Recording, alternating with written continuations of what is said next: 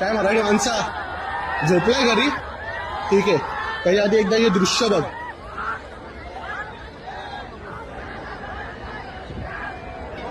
बघितलंस? नीट बघ.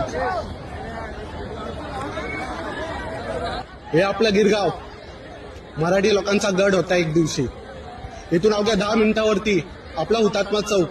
107 किती 107 लोकांनी आपण बली दिला, तेव्हा ही मुंबई आपल्याला भेटली.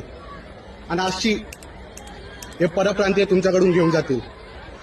एक मराठी माणूस शोधून दाखवा, इथं भेटणार नाही तुम्हाला.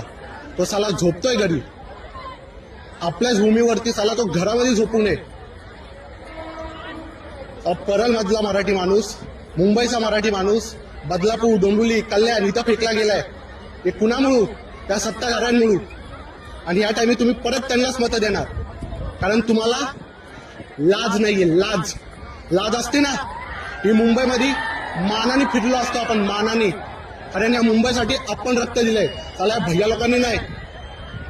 मुंबई आपली आहे हे लक्षात ठेव. येणाऱ्या 15 तारखेला आपल्या माणसांना मतदान कर. जो मराठीसाठी लढतोय, झगडतोय, त्या राज साहेबांना मतदान कर.